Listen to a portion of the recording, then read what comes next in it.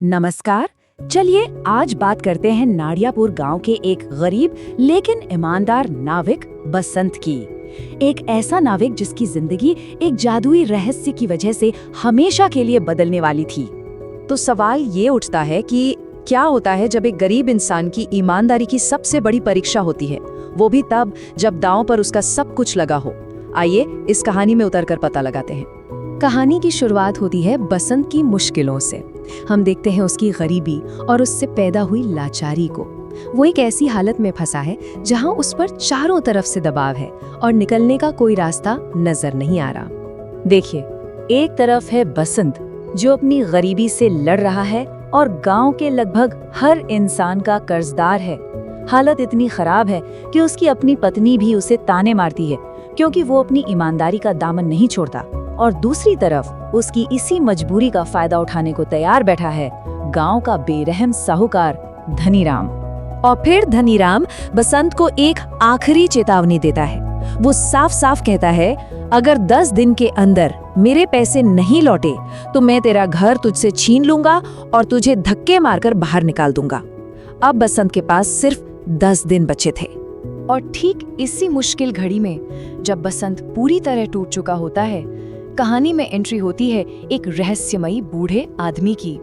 एक ऐसा शख्स जो अनजाने में ही बसंत के उसूलों की सबसे बड़ी परीक्षा लेने वाला था। सोचिए, 10वां और आखिरी दिन था। बसंत पूरी तरह से निराश होकर बैठा था। तभी एक बूढ़े आदमी ने उससे नदी पार कराने को कहा। जब बसंत ने पैसे मांगे तो बूढ़े ने साफ कह दिया कि उसके पास देने के लिए कुछ नहीं है। अपनी भयानक गरीबी के बावजूद बसंत अपने उसूलों पर अड़ा रहा और उसने उस बूढ़े आदमी को मुफ्त में नदी पार कराने का फैसला कर लिया। और बसंत की यही एक नेकी उसे एक ऐसे इनाम की तरफ ले जाती है, एक ऐसी दुनिया के दरवाजे पर जिसके बारे में उसने कभी ख्वाबों में भी नहीं सोचा था।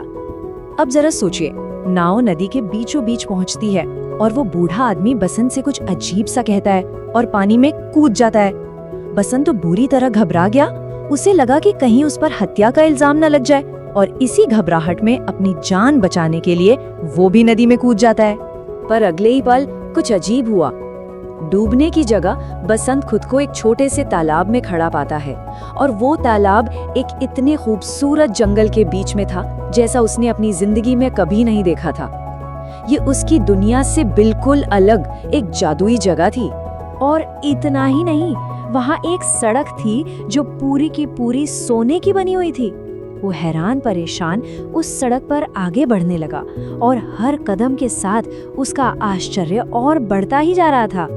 और ये दुनिया कितनी जादुई थी, इसका अंदाजा इस बात से लगाइए कि एक पेड़ पर लगा सेब बसंत को देखकर बोल पड़ा, अगर तुम्हें भूख लगी है तो मुझे खा लो।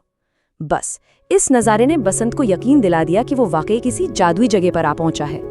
तो अब इस जादुई दुनिया में बसंत की मुलाकात होती है वहाँ के राजकुमार से। और बस इस एक मुलाकात के बाद बसंत की किस्मत हमेशा हमेशा के लिए बदलने वाली थी।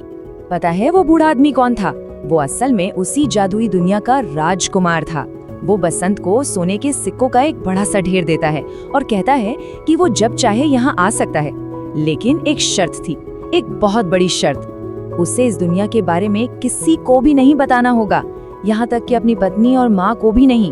अगर ये राज खुला तो दरवाजा हमेशा के लिए बंद हो जाएगा।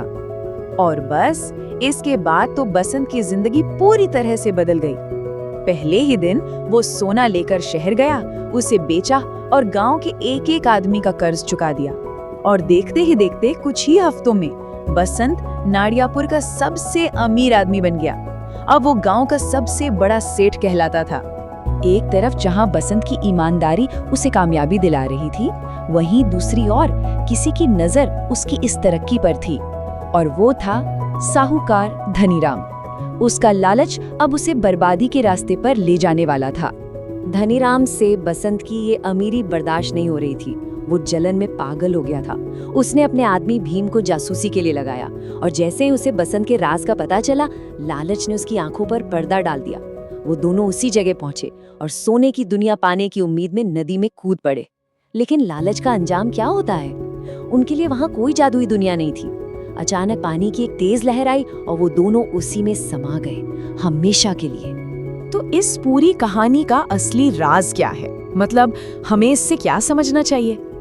चलिए इसके पीछे छुपे हुए संदेशों को जरा गौर से देखते हैं। देखिए, सबसे पहली बात तो ये कि ईमानदारी का फल जरूर मिलता है और कई बार ऐसा मिलता है जिसकी हमने कल्पना भी नहीं की होती।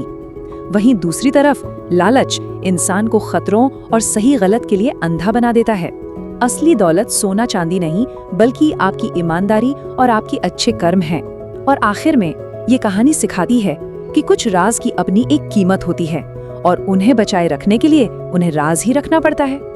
लेकिन ये कहानी खत्म होते होते हमारे लिए एक बहुत बड़ा सवाल छोड़ जाती है। सोचिए जरा, अगर किसी को ऐसा ही कोई जादुई राज पता चल जाए तो क्या वो सच में अपने लालच पर काबू रखकर उस राज का मान रख पाएगा?